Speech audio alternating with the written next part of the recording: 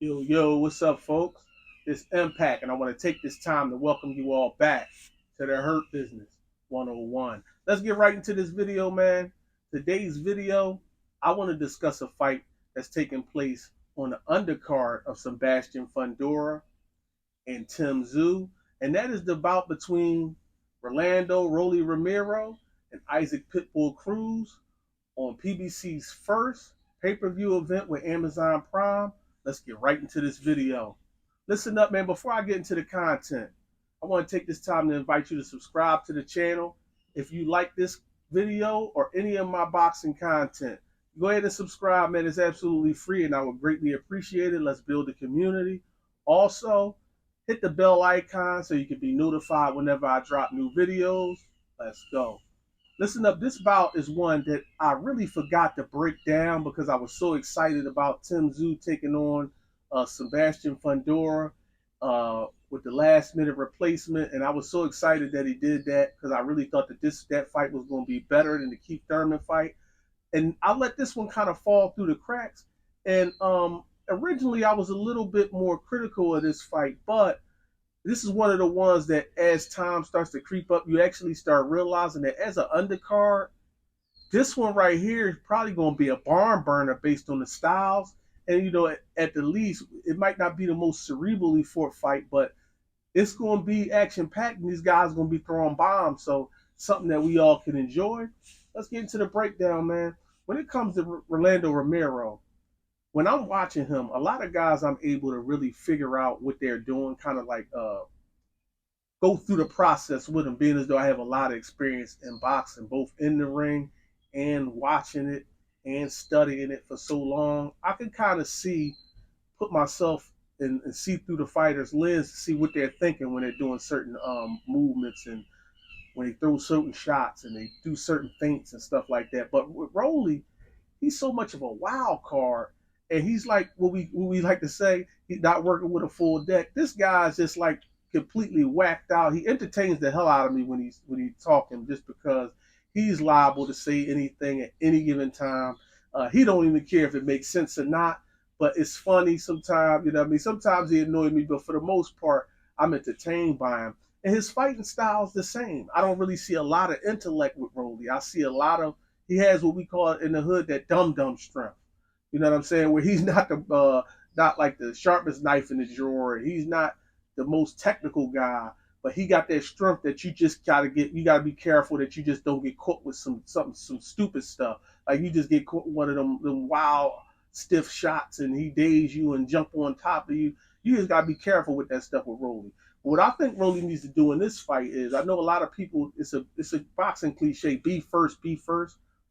And although Rolly isn't a counter puncher, I think he needs to take his time before he starts throwing all of those wild, hard shots. I think he actually needs to wait.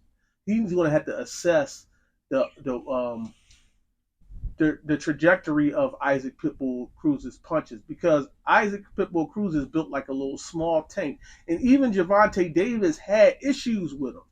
They talk about his hand being hurt, and I don't want to take away from it, and it's a possibility and all that. I did see he had some swollen knuckles and stuff, but just outside of all of that, that short frame is different with the where those punches are coming from. When this guy is throwing them from different angles because of his height, and you're not used to the punches coming at you like that, and you're not used to those punches looping up and then chopping down on you like that. And a guy like Rolly is unorthodox. He's used to boxing guys that's more technical. So although we don't look at Rolly as being the most technical guy, he sees that he's used to the punches coming a certain way, and he's not used to the punches coming the way they're going to be coming from Pitbull. So he's going to have to assess that first and try to feed off of what Pitbull is doing. Like try to catch Pitbull in between something, because for the most part, him throwing those wild, unorthodox shots, that stuff isn't going to really bother a guy like Pitbull, because Pitbull isn't a traditional boxer, that's like just try to be slick, where that awkwardness sometimes bothers traditional technical guys, because Pitbull is going to keep a high, tight guard, and he's going to wait for Rolly to throw something, and he's going to catch it, and then wait, and then he's going to throw something hard back. Like, so it's going to be really difficult for him to catch Pitbull with the same type of shots that he might catch a traditional boxer with that's not used to the awkwardness. Because Pitbull is just going to wait. You know what I mean? And I believe Rolly needs to actually wait until he at least gets a gauge on the trajectory of those punches and tries to hit Pitbull in between.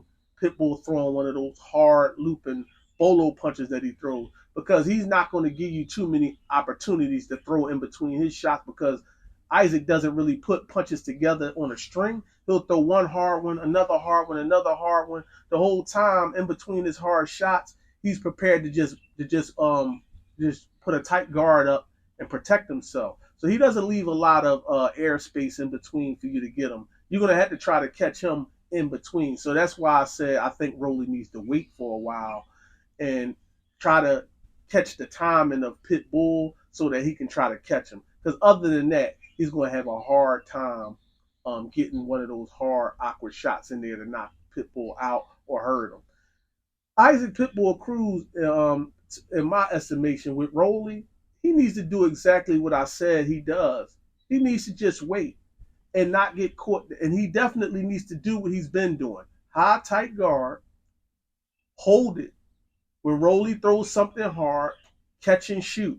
He needs to try to catch and then hit Rolly with one of those hard shots, because I have to believe that's where his success is going to come at.